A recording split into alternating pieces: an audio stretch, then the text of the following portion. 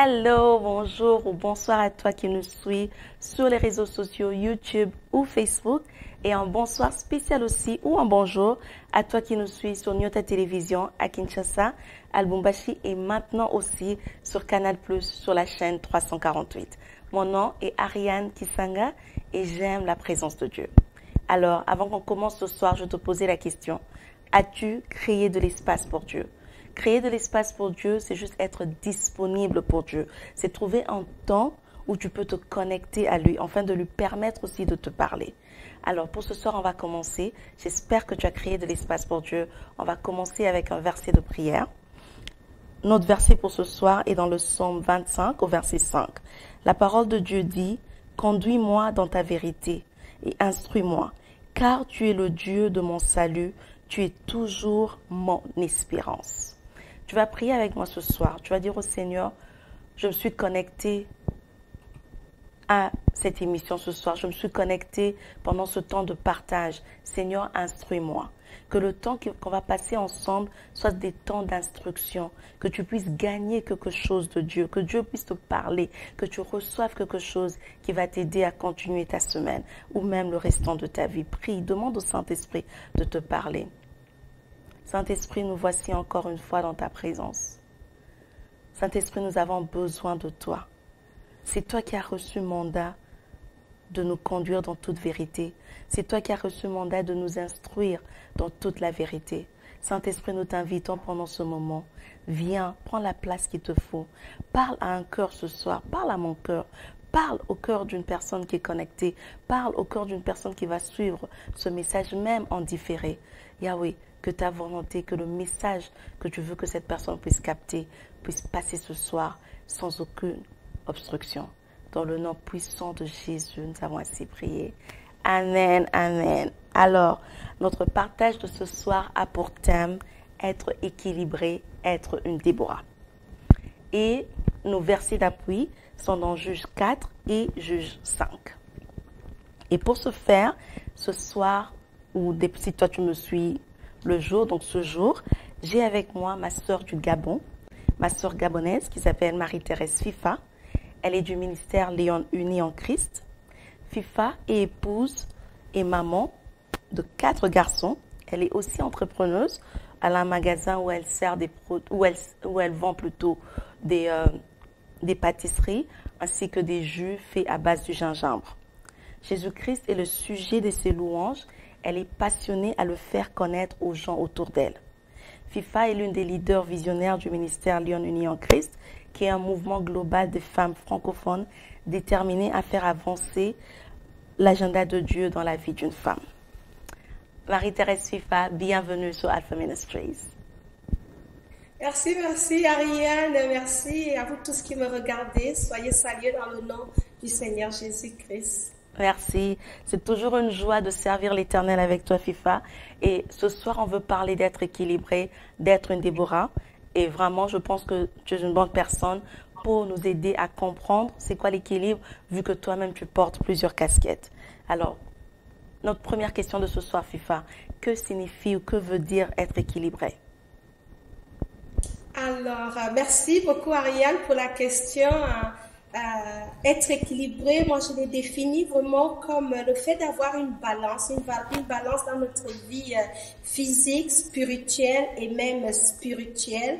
C'est d'avoir de l'harmonie dans tout ce que nous faisons, dans ce que nous entreprenons, avoir vraiment de l'alignement dans ce que nous faisons.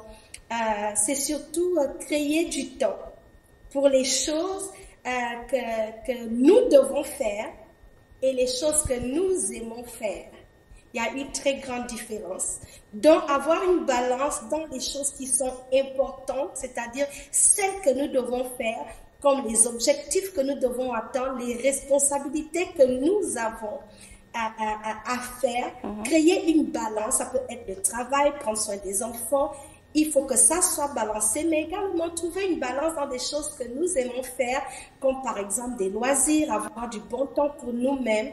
Donc, une balance dans tout ça. Donc combiner ce que nous devons faire et ce que nous aimons faire. Voilà comment je peux définir l'équilibre. C'est d'avoir une vie balancée qui n'est pas dans des extrêmes, mais où toute chose a sa place et il y a de l'harmonie dans tout ce que nous faisons. Voilà. Merci Fifa. Donc, être équilibré, c'est créer du temps pour les choses que nous devons faire ainsi que les choses que nous aimons faire. C'est trouver une balance, que ce soit physique ou spirituelle, et créer et avoir l'harmonie dans tout ce qu'on doit faire, tout ce qui est sur notre agenda. Alors, Fifa, pourquoi alors Déborah est-elle un exemple plutôt d'une vie équilibrée? Alors, je pense que Déborah est un exemple d'une vie équilibrée parce que nous voyons que Déborah, elle avait plusieurs titres. Lorsqu'on lit dans le livre de Juges au chapitre 4, elle était non seulement prophétesse, elle était épouse. La Bible nous dit qu'elle était mariée dans le livre de Juges chapitre 4, verset 4.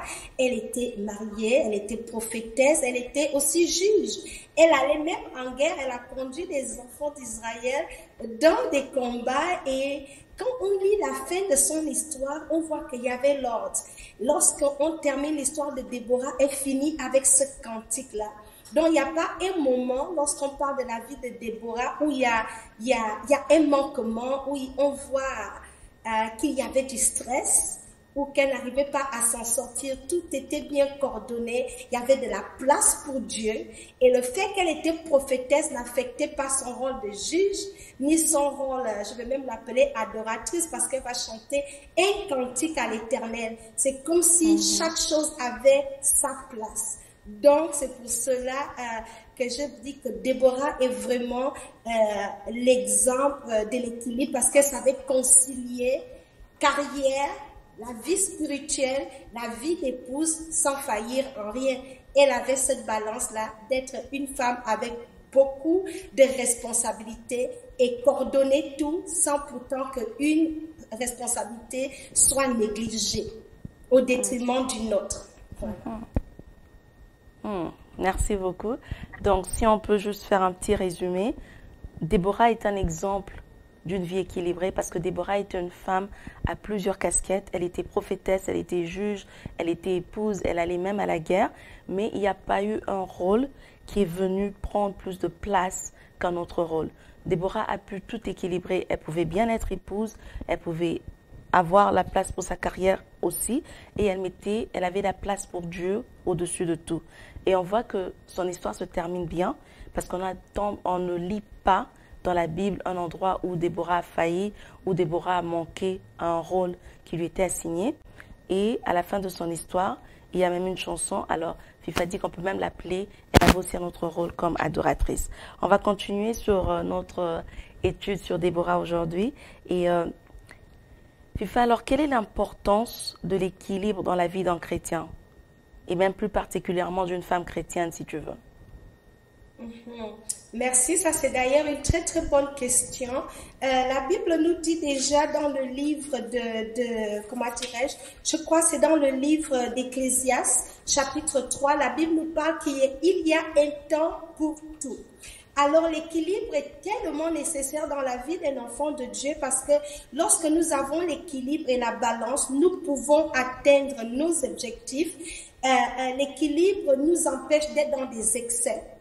C'est-à-dire, on est dans des extrêmes. Je donne un exemple.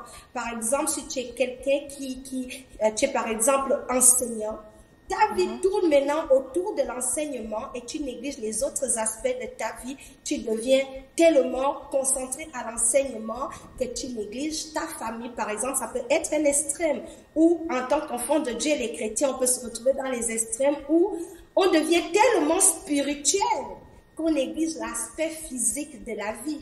Et dans ça, il n'y a pas une balance. Je vois par exemple certains chrétiens qui vont tout ramener à Dieu.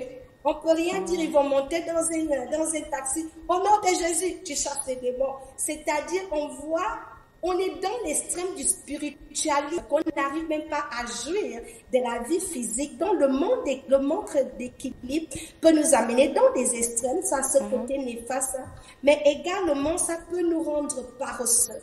L'autre côté de l'extrême sera, tu es dans l'extrême de la paresse, tu prends rien au sérieux, tu ne prends pas tes objectifs à cœur, tu ne veux rien faire. Là, tu peux tomber dans le fait de ne pas te réaliser au niveau de ta carrière, au niveau spirituel. Donc, il y a les deux extrêmes. Un extrême de trop faire et négliger les autres, ou l'extrême de ne rien faire. C'est ça ton équilibre, tu fais rien, tu ne fous rien, tu es vraiment partisan du moindre effort. Donc, le manque de balance peut nous faire tomber soit dans trop faire ou ne pas en faire du tout, ce qui est un désavantage dans notre vie, et le fait de trop faire peut affecter notre vie spirituelle, émotionnelle et même relationnelle. Et le fait de ne rien faire également affecte notre vie spirituelle, émotionnelle et relationnelle. Dans le cas d'une femme, aujourd'hui, je pense que les femmes ressemblent beaucoup à Déborah. Ce n'est plus la femme conventionnelle qu'on savait va juste être maman au foyer, s'occuper des enfants. Aujourd'hui, les femmes, d'ailleurs, je trouve l'exemple de Déborah sympa, les femmes ressemblent un peu plus à Déborah. Aujourd'hui, nous sommes enseignants, nous sommes docteurs, nous sommes juges, avocats, nous sommes épouses, nous sommes dans des ministères, nous sommes prophétesses, nous sommes mamans. Donc, nous avons tous ces titres-là, toutes ces choses-là qui amènent, où les femmes sont appelées à se réaliser, à s'épanouir, où la femme a la place carrément dans toutes les couches de la société. Maintenant, comment une femme peut être équilibrée? L'équilibre est essentiel dans la vie d'une femme. Parce qu'une femme qui est déséquilibrée, il y aura de l'impact négatif ou positif dans sa vie de couple. Allons-y avec l'exemple d'une femme qui manque d'équilibre, c'est-à-dire qui est tellement concentrée à sa carrière. Le danger, c'est qu'elle peut négliger son mari et négliger ses enfants.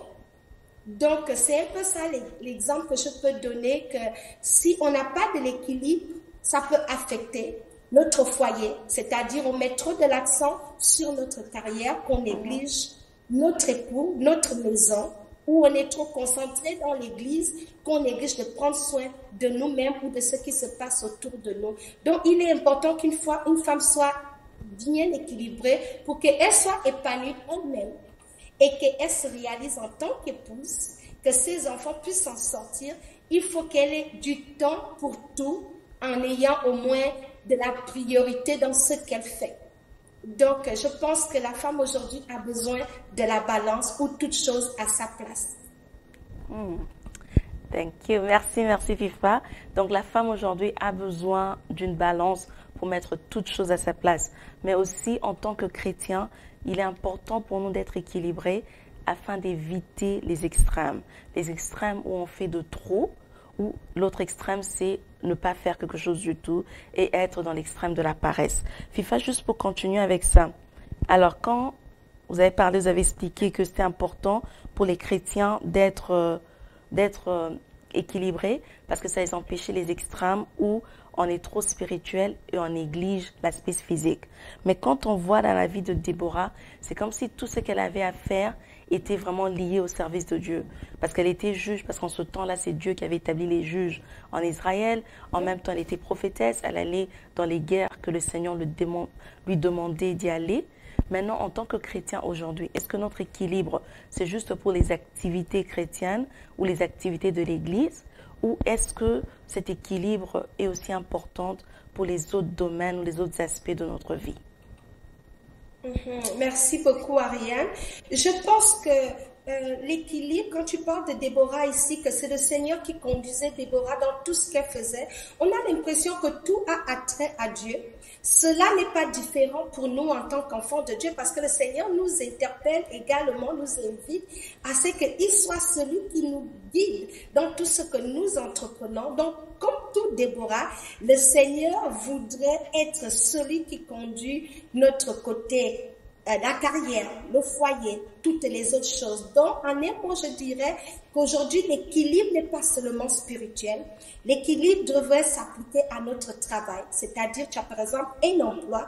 Dans le travail que tu as, est-ce que tu trouves le temps de te reposer, le temps de t'amuser? Il y a des gens qui travaillent tellement qu'ils ne savent pas avoir le temps de se reposer. Donc, l'équilibre devrait s'appliquer dans notre travail. Le repos, est-ce qu'on dort assez? Ce qu'on mange, est-ce que nous mangeons bien? Est-ce que nous sommes dans des excès de table?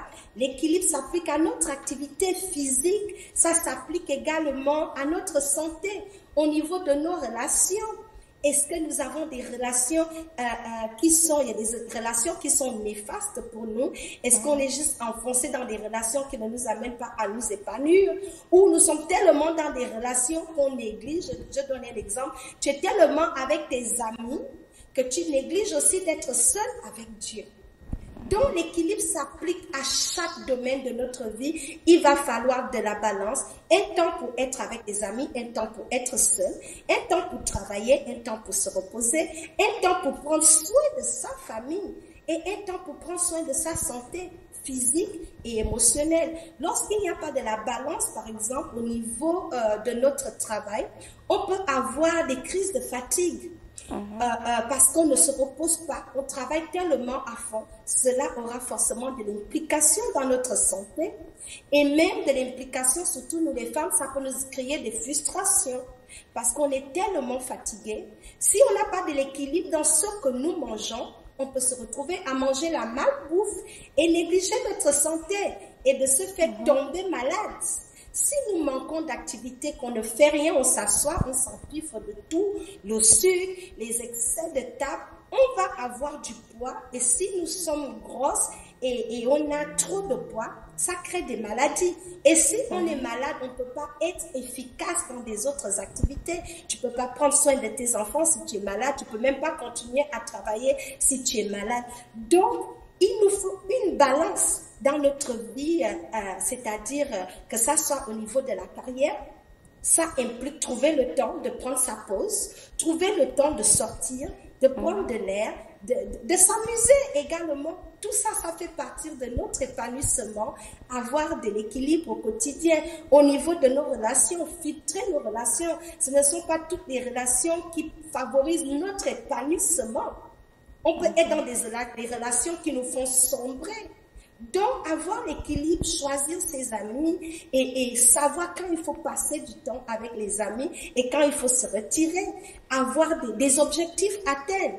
Donc, l'équilibre s'applique quasiment à tout, mais dans tout ce que nous faisons, vraiment avoir à cœur que le Saint-Esprit est celui qui va nous guider à avoir cet équilibre-là, parce que des fois, on peut rater, si on compte sur notre propre intelligence, on peut manquer d'avoir l'équilibre. Mais l'Esprit de Dieu va nous rappeler que tu es peut-être dans la distraction. L'Esprit de Dieu va te mettre à cœur d'écrire un livre et il va te demander de t'isoler pour écrire ce livre-là. L'Esprit de Dieu va te dire, tu négliges un peu trop ton mari cette semaine, tu as trop travaillé, prends une pause, donne du bon temps à ton mari. Donc vraiment, la balance d'équilibre, ça va nous prendre de travailler en association avec le Saint-Esprit, écouter notre corps et appliquer cet équilibre dans tout ce que nous faisons pour avoir une vie balancée. Parce que si on ne l'a pas, on tombe dans des extrêmes. Donc, Ariane, je dirais que l'équilibre s'applique à tout, dans notre vie de femme. Ça s'applique à notre santé. Comment tu prends soin de toi-même. Lorsque tu es dans des extrêmes, tu peux oublier de prendre soin de toi en tant que femme et être maintenant une femme où tu te négliges, tu ne brilles plus parce que tu es tellement occupée à trop travailler, ou tu peux négliger tes enfants parce que tu es tellement occupée à courir chercher tes enfants, à chercher de l'argent, autant pour moi, que tu manques de prendre soin de ta famille. Donc, l'équilibre s'applique à tout. C'est pas juste dans le domaine spirituel. Merci beaucoup, FIFA, pour cette réponse très, très élaborative. FIFA, vous avez dit le Seigneur veut être celui qui nous conduit dans tout ce qu'on fait. Alors, pratiquement, FIFA, disons que moi, je suis en train de suivre une personne qui suit cette émission aujourd'hui, il entend cette histoire pour se dire, le Seigneur veut me guider dans tout ce que je fais. Mais comment on fait pour permettre au Seigneur de nous guider dans toutes choses? Merci beaucoup, Ariane. Je donnerai ce verset que j'aime beaucoup. C'est le livre de Proverbes, chapitre 3, verset 4 à 5. Ça dit, ne t'appuie pas sur ta propre intelligence. Mais donc, je suis juste en train de le paraphraser. Ça dit, ne t'appuie pas sur ta propre intelligence, mais dans toutes tes voies, reconnais le Seigneur et il aplanira les sentiers. Ça veut dire quoi? Ça veut dire pour avoir l'équilibre dont nous avons besoin dans notre vie en tant qu'enfants de Dieu, nous devons avoir recours à Dieu. Le Seigneur est un conseiller lorsqu'on a besoin de conseils. Il nous inspire, il s'intéresse à tout ce que nous faisons, il s'intéresse à tout ce qui nous concerne. Il n'y a pas une petite chose que le Seigneur ne s'intéresse pas. Il s'intéresse à notre accoutrement, il s'intéresse à notre foyer, il s'intéresse à ce que nous puissions nous réaliser au niveau de notre carrière. Donc recourir à l'Éternel est la solution en tant qu'enfant de Dieu pour vraiment atteindre des objectifs qui glorifient le Seigneur. Si tout ce que nous le faisons par notre propre intelligence, nous pouvons nous égarer parce que notre intelligence est limitée. Mais l'assistance du Saint-Esprit, la grâce de Dieu, va nous éviter de tomber dans des erreurs parce que le Seigneur nous conduit toujours sur la bonne voie. La Bible dit que Jésus-Christ de Nazareth est le chemin, la vérité et la vie. Donc lorsque nous dépendons de lui, nous pouvons être sûrs qu'on sera sur le bon chemin et on aura la vie, et la vie en abondance. Donc, pour avoir de l'équilibre, on peut dépendre de Dieu comment? Dans la prière. C'est-à-dire parler du Seigneur de nos projets. Qu'est-ce qu'il en pense? Le consulter et l'entendre nous parler et suivre ce qu'il va nous dire. Et ça s'applique absolument à tout. Seigneur, est-ce que ce que je porte te glorifie? Il va te parler. Deux fois, tu es debout devant ton miroir, tu comprends? Cette jupe est bien trop courte. Ça ne glorifie pas le Seigneur. Qui t'inspire? C'est le Saint-Esprit qui veille à ton accoutrement. Deux fois, tu peux voir les résultats de tes enfants. Le Seigneur peut attirer ton attention, par exemple. Tes enfants n'ont pas de bonnes notes. Peut-être es-tu en train de les négliger. Tu pries, le Seigneur va toujours te montrer la voie à suivre.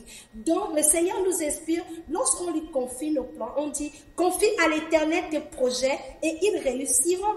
Et ces projets-là, c'est notre éducation, c'est notre foyer, c'est notre santé, c'est nos amis, c'est nos finances, c'est nos rêves, tout ce que nous voulons. C'est notre ministère, notre vie spirituelle. C'est-à-dire impliquer le Seigneur et faire de lui un allié. Ne pas avancer si Dieu ne t'a pas demandé d'avancer. Ne pas chercher à aider Dieu. Si Dieu te dit de stopper, tu stoppes. S'il te dit c'est la saison d'avancer, tu avances. Parce que le Seigneur va toujours nous conduire à chaque saison de notre vie. Il nous connaît et il sait comment dirais-je, la Bible dit, il a pour nous des projets de paix et non de malheur. Et pour atteindre ces projets-là, ça nous prend la grâce de Dieu. Et pour travailler avec le Seigneur, puisqu'il aime travailler en partenariat avec nous, ça nous prend justement de le consulter. C'est comme ça qu'on travaille en partenariat. Il ne faut jamais mettre Dieu en dehors de tout ce que nous entreprenons, de tout ce que nous avons, parce que le Seigneur est maître de tout. Et puisqu'il est maître de tout, il n'y a que lui qui connaît le fonctionnement de tout ce que nous avons, de nos dons, de nos talents, de nos bénédictions, des opportunités. Le ministère qu'il te donne, il t'a appelé, il sait comment tu devrais y avancer. Donc, comment impliquer le Seigneur, c'est vraiment dans la prière, lire sa parole, parce que le Seigneur nous instruit dans sa parole. Et au travers de sa parole, on peut savoir où il veut que nous allons. Et donc, c'est ce que je peux dire à ce propos-là. Ça prend vraiment déjà de reconnaître sans Dieu, nous ne pouvons rien. Lorsqu'on a la révélation de cette dépendance-là, qu'il n'y a qu'en Jésus que nous pouvons nous réaliser et faire des choses qui glorifient son nom. Ça va nous empêcher de défoncer Dieu ou de faire des erreurs. Aussi longtemps qu'on va comprendre que sans Dieu, on n'est rien. Tu n'es rien dans ton mariage sans l'aide de Dieu. Tu ne peux pas être l'épouse qu'il faut pour ton mari sans la grâce de Dieu. Donc, tu ne peux pas être la maman qu'il faut sans la grâce, la sagesse et l'intelligence de Dieu. Donc, recourir à Dieu en tout et pour tout. Et il te montrera le chemin à suivre. Et il aplanira les sentiers en te donnant l'équilibre en tout. Donc, c'est ça ma réponse, Ariane, à cette question. Amen, amen. Merci beaucoup, Marie-Thérèse Fifa. Et aujourd'hui, nous avons appris que être équilibré, se trouver une balance entre ce qu'on doit faire et ce qu'on aime faire. Et être équilibré, c'est aussi impliquer Dieu dans tout ce qu'on fait. Impliquer Dieu par la prière, impliquer Dieu en le consultant, impliquer Dieu par aussi la lecture et la connaissance de sa parole. Et en dernier lieu, Dieu veut qu'on soit équilibré dans tout domaine de nos vies. Alors, Marie-Thérèse Fifa, aujourd'hui vous avez parlé, quelqu'un vous a entendu. Vous avez parlé de Dieu, consulter Dieu, prier à Dieu, demander à Dieu, se laisser conduire par le Saint-Esprit. Mais il y a une personne peut-être qui nous suit et qui ne comprend pas de quoi on parle, qui aimerait bien aussi entrer dans cette relation avec Christ pour comprendre que pour parler au Père, il faut déjà être en relation avec lui. Pour avoir le Saint-Esprit, il faut déjà d'abord avoir Christ comme Seigneur et Sauveur. Est-ce que ce soir, vous pouvez prendre juste une minute à aider quelqu'un à recevoir Christ? Oh oui, bien sûr.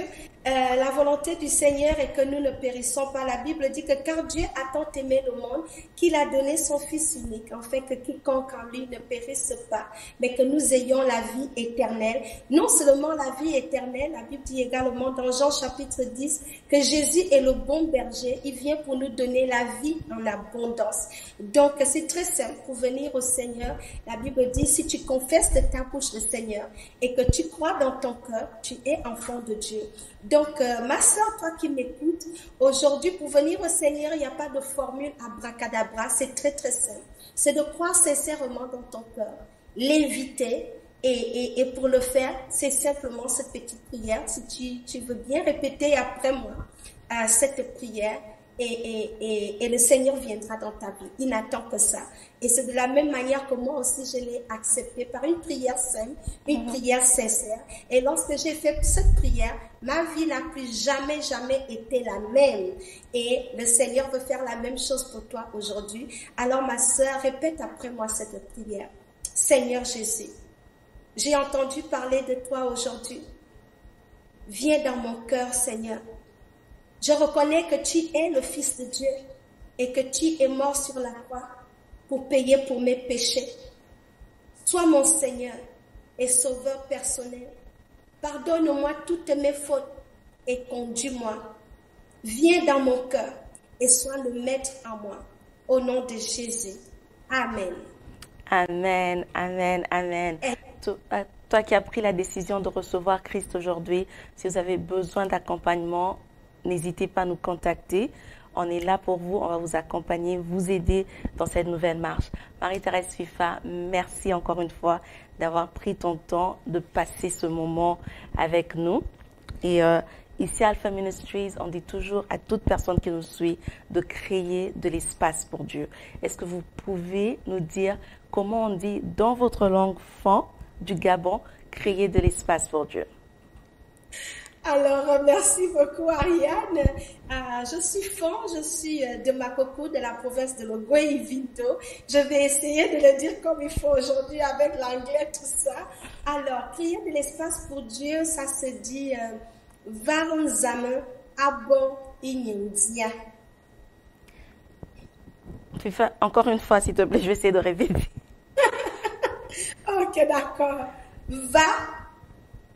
Varanzame Abon Inyundia. Va unzamo abon inindia. Inyundia. Ok, vous avez compris, c'est ça, créer de l'espace pour Dieu, enfant. Merci beaucoup d'avoir pris ce temps de suivre cette émission du partage avec nous. J'espère que vous avez appris quelque chose. Que Dieu vous bénisse. Et jusqu'à ce qu'on se retrouve la semaine prochaine, rappelez-vous de créer de l'espace pour Dieu. Créer de l'espace pour Dieu, pour ceux qui nous ont suivis à la télévision, c'est aussi dire aux autres de venir la semaine prochaine pour suivre Alpha Ministries. Que Dieu vous bénisse.